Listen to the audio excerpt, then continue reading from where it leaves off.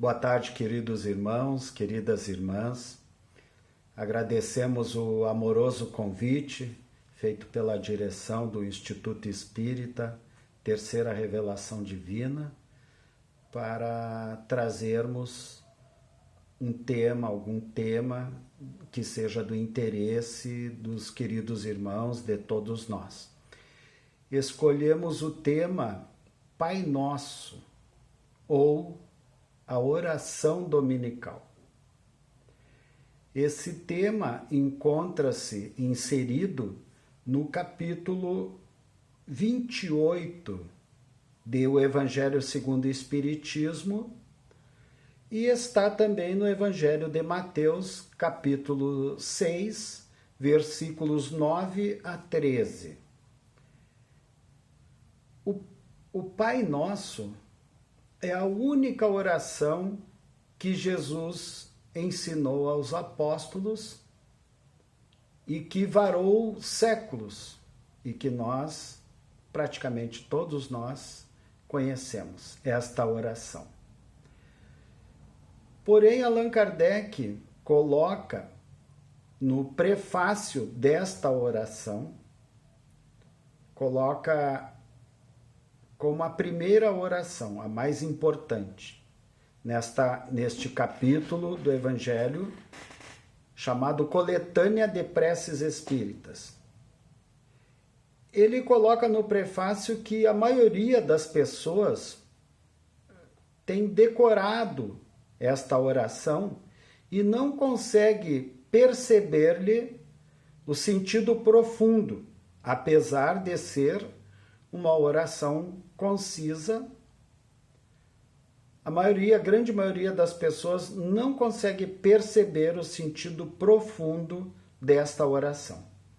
Então, os espíritos superiores aconselham Kardec a colocar esta oração bem no início e explicar, sob a inspiração dos espíritos superiores, Kardec explica cada uma das partes que compõem essa oração. E é isso que nós vamos nos deter, e é isso que nós vamos analisar. Como é formulada a oração Pai Nosso e qual a explicação que os espíritos superiores nos dão sobre cada uma das partes dessa oração. Relembrando, a oração dominical foi a única oração que Jesus nos ensinou. Ensinou aos seus apóstolos que foram passando para a posteridade. E essa oração consta no Evangelho de Mateus. Ela resume todos os deveres do homem para com Deus, para consigo mesmo e para com o próximo. Ela é um ato de adoração e submissão a Deus, o pedido das coisas necessárias à vida e o princípio da caridade. Então, vamos começar pela primeira frase. Pai nosso que estás nos céus, santificado seja o teu nome. O que significa isto? Significa falarmos sobre Deus no início da oração, pensarmos em Deus, elevarmos o nosso pensamento a Deus, nosso Pai, nosso Criador, Criador de todas as coisas, Criador das coisas materiais e das coisas espirituais. Deus nos criou. E nós devemos adorar a Deus. É a primeira lei de Deus, que está no capítulo 1 da parte 3ª do Livro dos Espíritos. Lei de adoração. nós devemos adorar a Deus. Nós devemos elevar todos os dias, quando quisermos, o nosso pensamento a Deus e louvar a Deus. Santificado seja o teu nome. A grande maioria das pessoas não tem sequer noção do que é Deus. E os espíritos superiores, lá em O Livro dos Espíritos, respondem na questão número 1. Que é Deus? Uma resposta muito concisa, mas, por outro lado, muito abrangente. Que é Deus? Deus é a inteligência suprema, causa primária de todas as coisas. Não existe no universo inteligência maior do que a inteligência divina, do que Deus. Causa primária de todas as coisas significa dizer que tudo iniciou por Deus, com Deus. E que Deus é o nosso Criador. Deus é o nosso Pai e nós somos os filhos de Deus. E nós devemos essa obediência a Deus. Nós devemos adorar a Deus todos os dias da nossa vida. Porque é graças a Deus, graças a Ele, que existimos, que somos vivos, que estamos vivos. Nada no universo acontece sem a anuência de Deus, sem a permissão de Deus. Deus comanda todos os processos do universo material e o universo espiritual. E Jesus é o seu filho responsável, um dos seus filhos, responsável pelo planeta Terra, pela evolução de todos nós que estamos aqui neste planeta. E nós, espíritas, acreditamos na existência de Deus. Este é o pilar do edifício sobre o qual se constrói a doutrina espírita. Deus é o pilar, a existência de Deus. Nós acreditamos na existência de Deus. Nós acreditamos que Deus nos criou. E Deus nos criou para a felicidade, sem mescla. Que, segundo Jesus, ainda não é deste mundo, mas que um dia poderá vir a ser. Deus nos criou para a perfeição. Deus nos criou para que nós possamos adquirir, através do nosso trabalho, todas as perfeições, todas as virtudes que ainda não temos e todo o conhecimento, evoluindo intelectual e moralmente. Kardec diz que a harmonia do universo dá testemunho de uma sabedoria, de uma prudência e de uma previdência que ultrapassam todas as faculdades humanas. Então, a harmonia do universo revela uma inteligência suprema, que é Deus.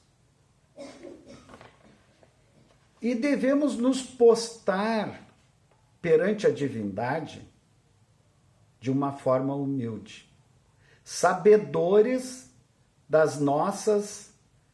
dos nossos limites, sabedores, conscientes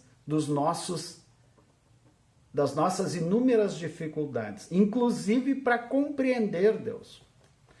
Lá no capítulo 1 do Livro dos Espíritos, a parte primeira, todo esse capítulo fala sobre Deus. E no capítulo 2 do livro A Gênese, também de Allan Kardec, todo o capítulo é sobre Deus, sobre a providência divina, que é a solicitude de Deus para com seus filhos. Deus quer o melhor para nós e Deus está sempre nos dando o melhor, alcançando as melhores oportunidades para nós evoluirmos, e fala sobre a visão de Deus. Kardec pergunta: quando veremos Deus? E os espíritos superiores respondem: vós o vereis quando vos tornardes espíritos puros, como é Jesus. Jesus fala diretamente com Deus, porque Jesus é um espírito puro. Ele já adquiriu todas as virtudes e detém todo o conhecimento do universo, em todas as áreas. É o espírito mais sábio, mais inteligente, mais evoluído moralmente que já passou aqui pelo nosso planeta. Por isso é que ele dirige o nosso planeta, dirige os destinos de todos nós, encarnados e desencarnados, que estamos aqui jungidos à psicosfera do planeta Terra. Kardec termina dizendo nessa primeira parte da oração que cego, portanto, é aquele que não te reconhece nas tuas obras, orgulhoso aquele que não te glorifica, e ingrato aquele que não te rende graças. Tudo começa por Deus. Tudo começa pela lei de adoração. Nós somos filhos de Deus, fomos criados por Deus. Nós lhe devemos obediência. Nós lhe devemos adoração. Glória a Deus. Glória a Deus. A segunda frase: venha a nós o teu reino. O que significa isso? Venha a nós o teu reino. O reino de Deus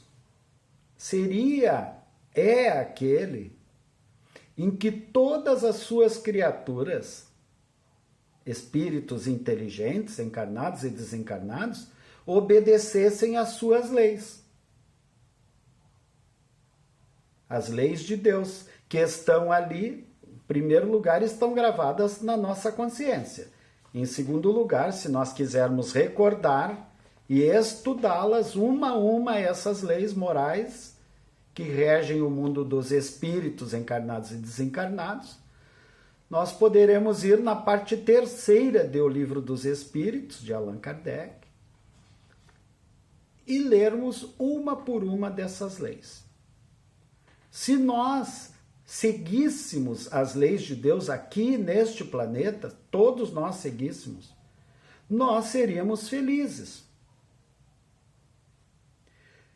Com essas leis, nós faríamos reinar entre nós a paz e a justiça, e nos ajudaríamos mutuamente em vez de nos maltratarmos como acontece. O forte sustentaria o fraco, em vez de o esmagar.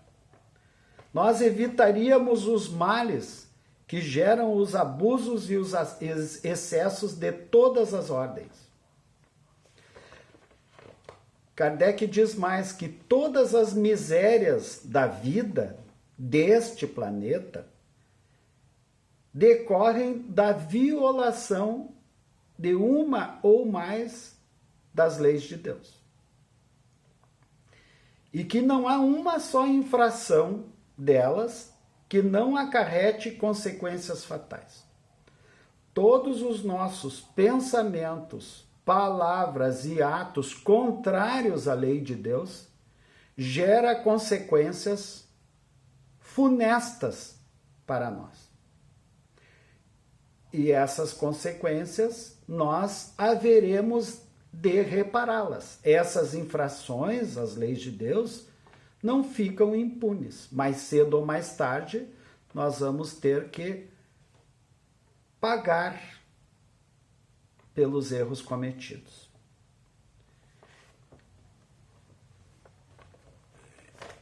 Dia virá em que todos na terra praticarão a lei de Deus. Então, nós estamos num processo de aprendizagem. Nós sabemos que a Terra é um mundo de provas e expiações, onde há predominância do mal sobre o bem. Mas nós sabemos que um dia o planeta se transformará de um mundo de provas e expiações para um mundo de regeneração. E nesse dia, todos os que aqui estiverem, encarnados e desencarnados, praticarão as leis de Deus. E nesse dia, o reino de Deus estará aqui na Terra.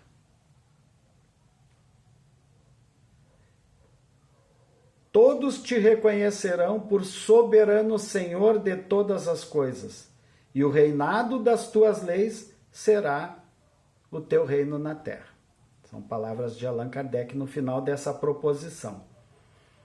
E ele diz mais: digna-te, Senhor, de apressar-lhe o advento, concedendo aos homens a luz necessária para os conduzir ao caminho da verdade.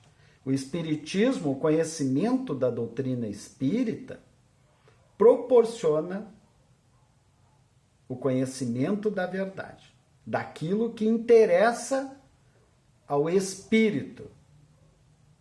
Essas verdades fazem com que o espírito se desenvolva. Faz com que o espírito, os nossos espíritos, passem a adquirir qualidades que não têm, virtudes que não têm, sumindo, consequentemente, os seus defeitos. Na medida em que uma qualidade aparece no lugar de um defeito, o defeito já não mais existe. Né? Como, por exemplo, a honestidade. Se somos honestos, se já adquirimos essa virtude fundamental chamada honestidade, todos os nossos atos se pautarão pela honestidade. Jamais iremos cometer alguma desonestidade se já somos honestos. Mesma coisa a humildade, mesma coisa a caridade, a fé, todas as virtudes, cada uma delas, quando adquirimos, é uma conquista inarredável do espírito imortal. A proposição terceira: seja feita a tua vontade, assim na terra como no céu. Como filhos, nós somos submetidos à vontade de Deus. Fazer a vontade de Deus é pensar, agir e falar observando as leis morais de Deus. Leis que se aplicam aos espíritos encarnados, mas também desencarnados. Todos nós devemos observar as leis de Deus nos nossos pensamentos, palavras e ações.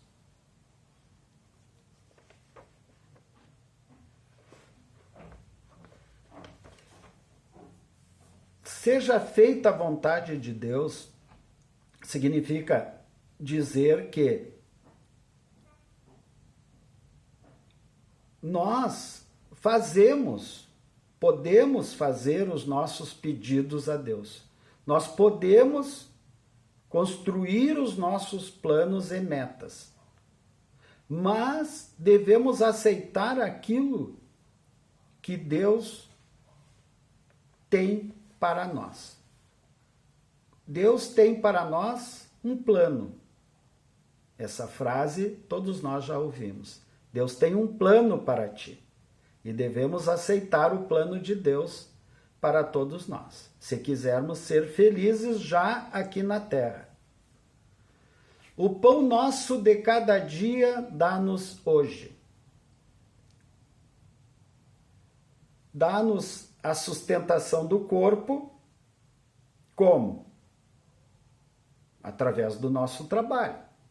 Nós trabalhamos e podemos nos sustentar.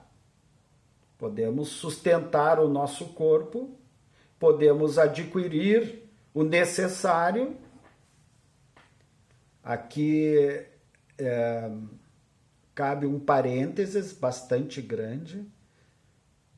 nós não sabemos distinguir, as mais das vezes, o necessário do supérfluo. Muitas pessoas têm o necessário para viver. Uma casa, um emprego,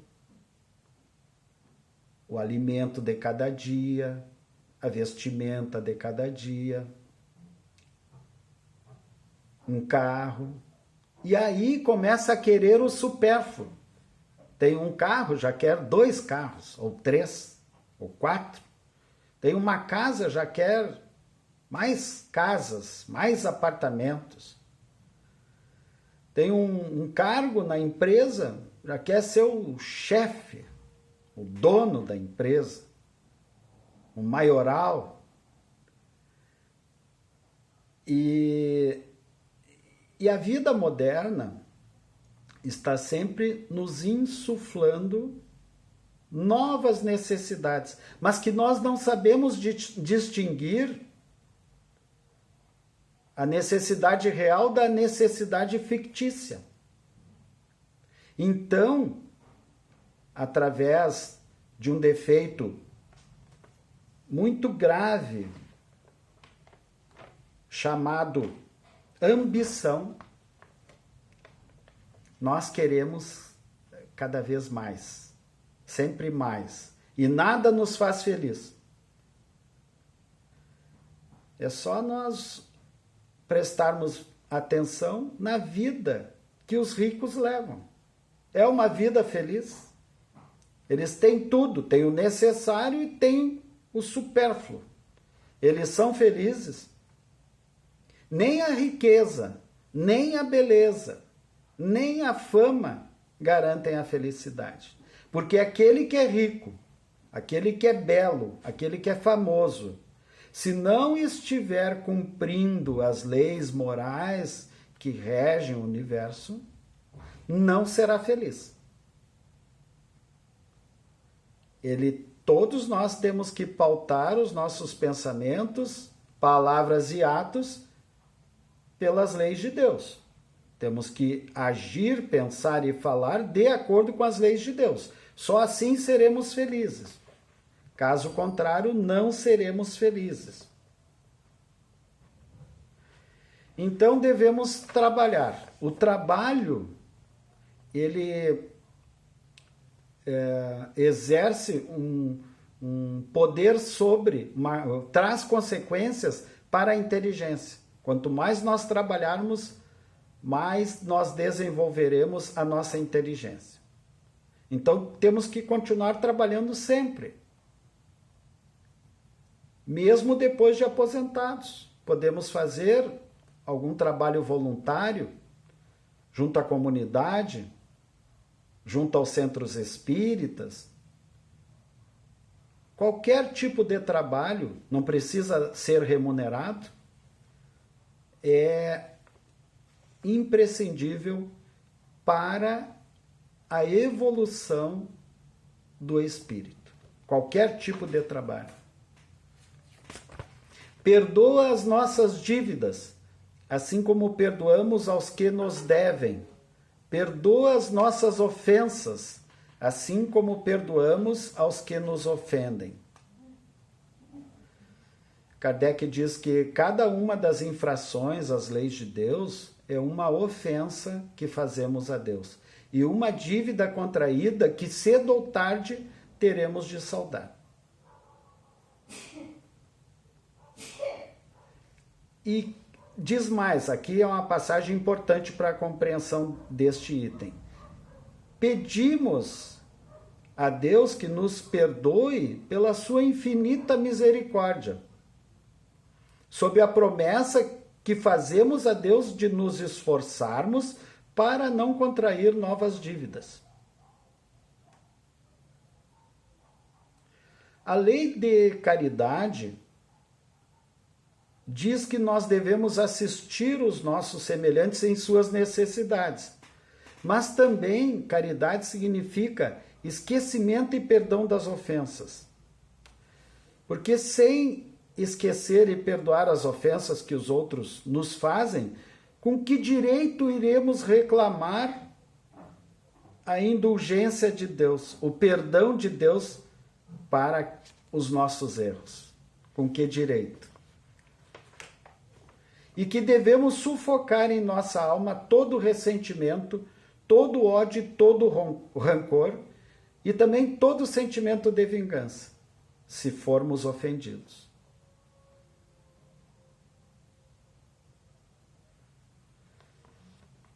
As perseguições que os maus nos afligem fazem parte de nossas provas terrenas. Devemos aceitá-las sem nos queixarmos, como todas as outras provas. O perdão é uma das coisas mais difíceis de fazermos.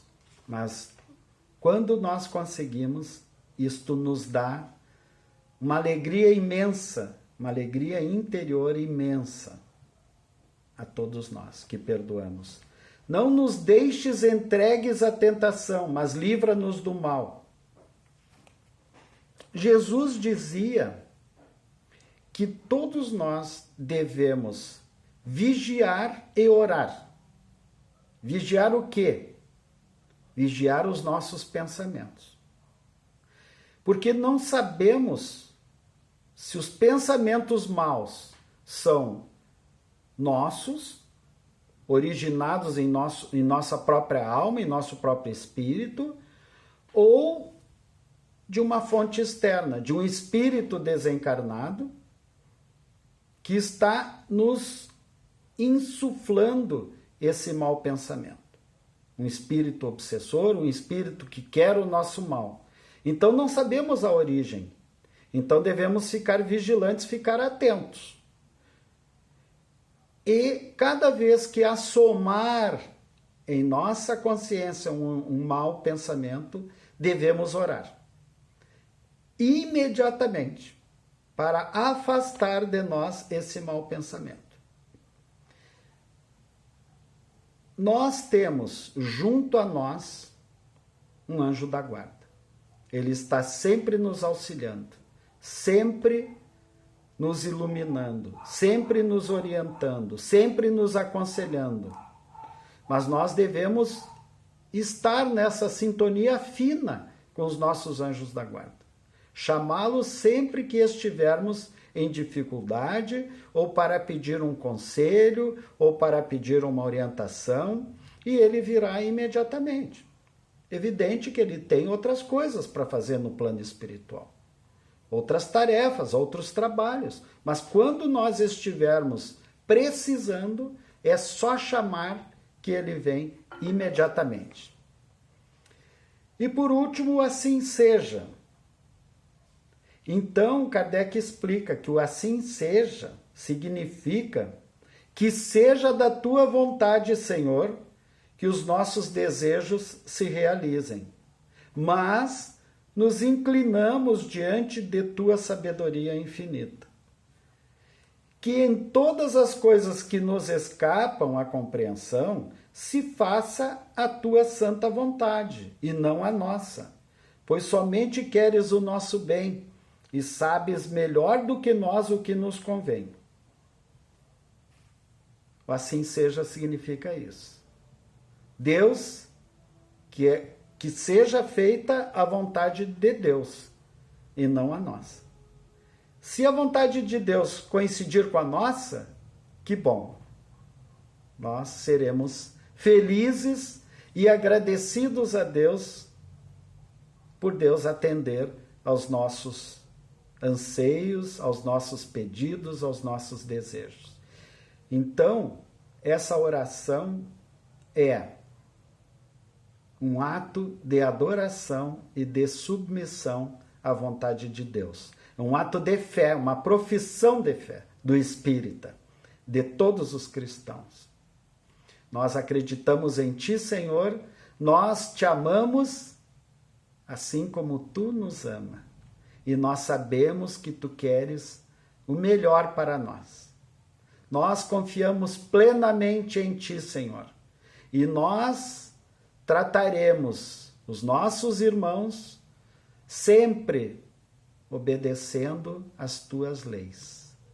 Lei principal de Deus, lei de justiça, amor e caridade. Tratemos os nossos irmãos com justiça, amor e caridade. Ajudemo-nos uns aos outros. Vamos dar as mãos uns aos outros e nos unir em pensamento, sempre acreditando que Deus quer o melhor para todos nós. Um grande abraço a todos os irmãos, que assim seja.